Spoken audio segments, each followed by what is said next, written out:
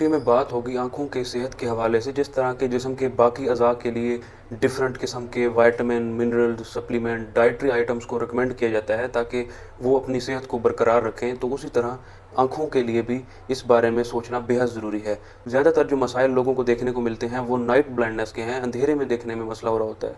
तो उसके लिए एक स्पेसिफिक पिगमेंट आँख के अंदर होता है जो कि आपको नाइट विज़न में हेल्प करता है। कुछ ऐसे पिगमेंट्स होते हैं जो कि कलर ब्लाइंडनेस से प्रिवेंट कर रहे होते हैं। तो इन सब के लिए विटामिन ए बेहद ज़रूरी है। आँख के अंदर ऐसे पिगमेंट की सिक्रीशन को बढ़ाने के लिए, उसको ऑप्टिमल लेवल तक ले जाने के लिए डाइट के अंदर विटामिन ए ऐड करना ड्राइनेस और इचिंग की कंप्लेंट से भी विटामिन ए प्रिवेंट कर रहा होता है। डाइटरी सप्लीमेंट आपने इनटेक जिनका बढ़ाना है उनमें सारे फहरिस्त हैं स्वीट पोटैटोज, कैरेट, गाजर। ये वो ऐसे आइटम हैं, अगर आप इनका इनटेक बढ़ा देंगे तो इनके अंदर बीटा कैरोटीन पाया जाता है। बीटा कैरोटीन आगे जाके विटामिन ए में कन्वर्ट हो जाता है। विटामिन ए की अमाउंट जब जिस्म के अंदर बढ़ जाती है तो वो डायरेक्टली आपकी आंख के लिए फ़ायदेमंद होता है और इन प्रॉब्लम से पेशेंट को बचा रहा होता है। नेक्स्ट नंबर पे आ जाता है विटामिन सी। एंटीऑक्सीडेंट कंपाउंड है जिस्म के अंदर थ्रू आउट द बॉडी।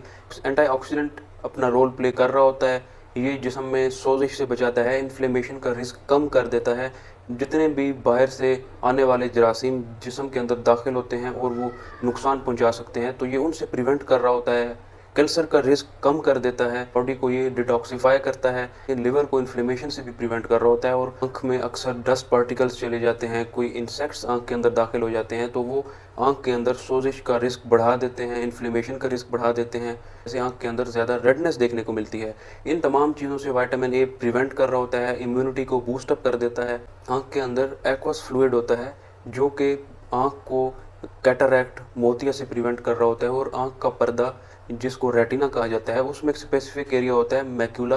तो ये मैक्यूला की हेल्थ के लिए भी बेहद अहम है। जो आई के अंदर लेंस होता है उसकी ट्रांसपेरेंसी को ये मेंटेन करता है ताकि आपकी नज़र कमज़ोर होने से बच सके, चाहे वो डायबिटिक पेशेंट हैं, हाइपरटेंसिव पेशेंट हैं। तो इन पेशेंट्स के अंदर विटामिन सी की इंडिकेशन को ज़्यादा अहमियत हासिल दी जाती है, क्योंकि ऐसे पेशेंट सप्लीमेंट्स की मिकदार को बढ़ा दिया जाए, कुदरती ग़िज़ाओं को बढ़ा दिया जाए तो वो इस तरह के प्रॉब्लम से बच सकते हैं। अब कुदरती ग़िज़ाओं में सारे फहरिस्त सिट्रस फ्रूट हैं, ऑरेंज है, लेमन है। नेक्स्ट नंबर पे आता है ल्यूटिन और ज़ीज़ेंथिन जैसे कंपाउंड। ये ऐसे कंपाउंड हैं जो कि ग्रीन लीफी वेजिटेबल्स के अंदर ज़्यादा पाए जाते हैं, जिनमें ब्रोकली और स्पेनिच शामिल है, कुकम्बर भी शामिल है।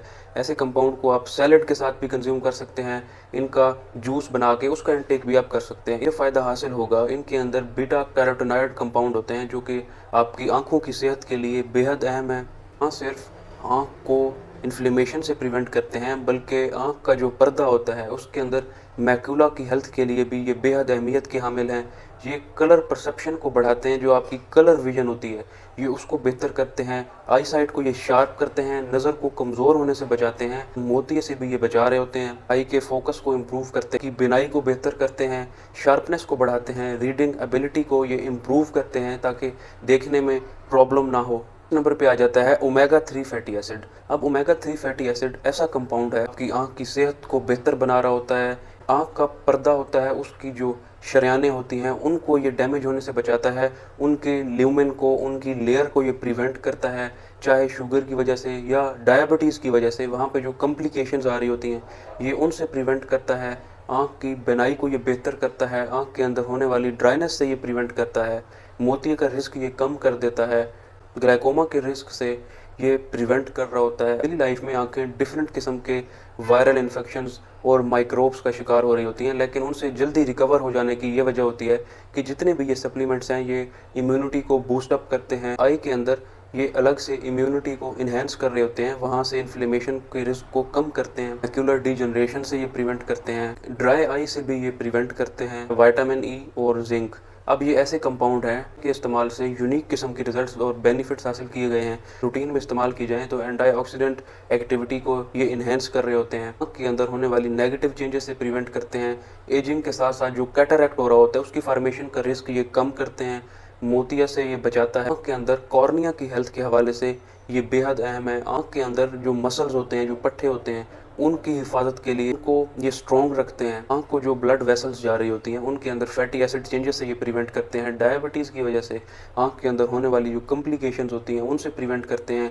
नियोवास्कुलराइजेशन एक प्रोसेस हो रहा होता है जो कि आँख के ऊपर बहुत बुरे असरात मुरतब कर रहा होता है। डायबिटीज़ के अंदर अनकंट्रोल्ड डायबिटीज़ के अंदर इसके चांसेस बढ़ जाते हैं। अगर उस कंडीशन में पेशेंट डायबिटीज़ को भी कंट्रोल करे, उन सप्लीमेंट्स का इनटेक को बढ़ा दे, बुरे असरात जो मुरतब हो रहे थे उनके रिस्क को ये कम करता है। आँख के पर्दे के हवाले से, उसकी सेहत के हवाले से भी इसकी वजह से बेशुमार चेंजेस देखी गई हैं और पेशेंट्स इनके इस्तेमाल से जल्दी रिकवर होते भी देखे गए हैं। Almonds, avocados, walnut, sunflower seeds, ये कुछ ऐसे कंपाउंड हैं, ये कुछ ऐसे फूड सप्लीमेंट हैं जो कि रिच हैं विटामिन ई और जिंक में। जिंक ना सिर्फ आँखों की सेहत के हवाले से बल्कि बाकी जिस्म के बाकी अज़ा में भी खून की फरवानी को ये बेहतर करता है। विटामिन ई का एंटीऑक्सीडेंट रोल है, ये लिवर में होने वाली इन्फ्लेमेशन से भी प्रिवेंट करता है, लिवर में होने वाले फैटी एसिड चेंजेस से भी ये बचा रहा होता है। तो जब जिगर अच्छे तरीके से काम कर रहा होगा, बॉडी के अंदर होने वाला डिटॉक्सिफिकेशन का प्रोसेस जिगर की वजह से मज़ीद बेहतर होगा और इसी लिहाज से आँखों की सेहत भी मज़ीद बेहतर होगी।